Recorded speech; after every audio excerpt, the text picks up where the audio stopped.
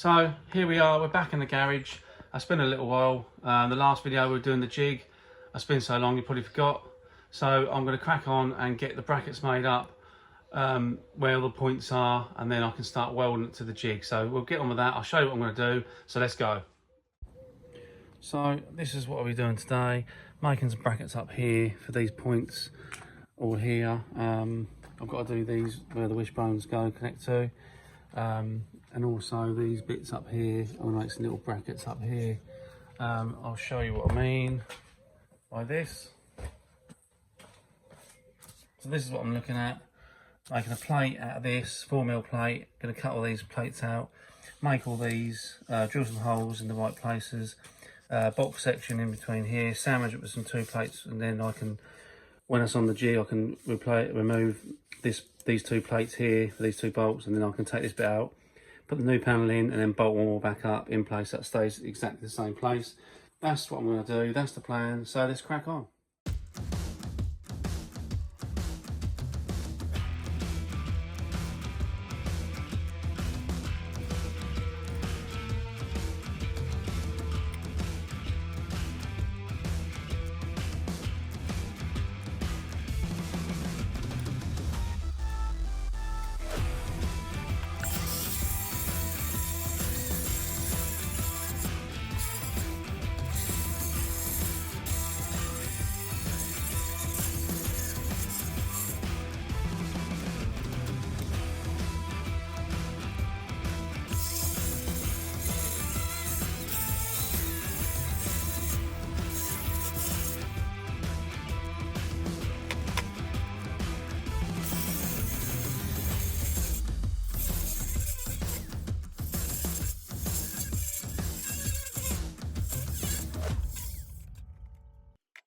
So I've got all these cut up off camera, got 6 of these, got 6 of them.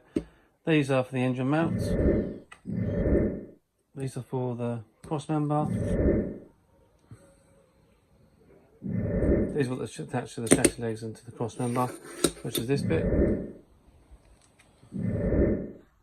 So they're all done now.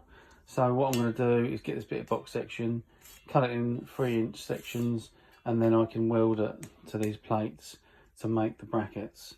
I'm going to get the cross member out as well soon, once I've cut this up, and show you how I'm going to get the holes all drilled in the right place with the new lower cross member. So that's what we'll do, get this cut up now, I'll come back and show you that bit.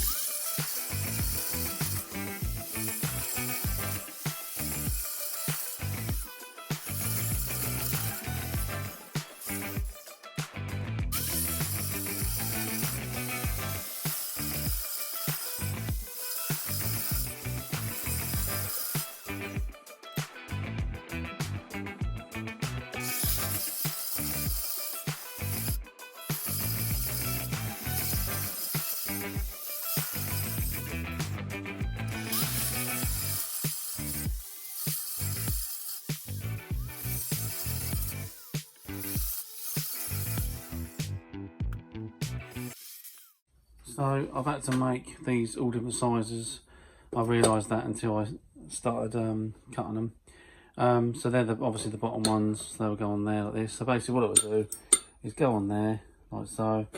That will go on there. We'll drill holes in there and there. That will fix to the lower cross member.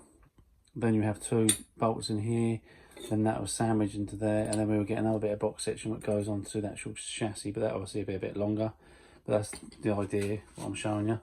I've had to make these ones a lot longer because when they go down here on these bits down there, you'll have to stick past the wishbones, you see, so I can remove them without getting involved too much in the way of the chassis legs. So what we do now is we'll come over to this cross member, the new one.